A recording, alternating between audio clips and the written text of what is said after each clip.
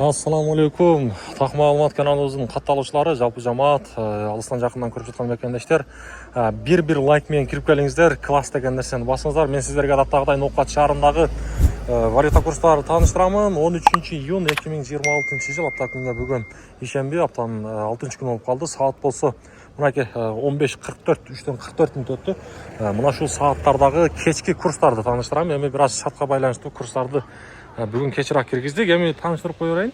Рубльдун абалы мынакей 1.18,5 доллар 87,40 евро болсо туп-туура 100. Достор, сөзсүз түрдө каналыбызга катталып коюңуздар. Негизи билесиздер, ишемби күнү 6-күнү түштөн кийин бир эле Доскоредо банк иштейт.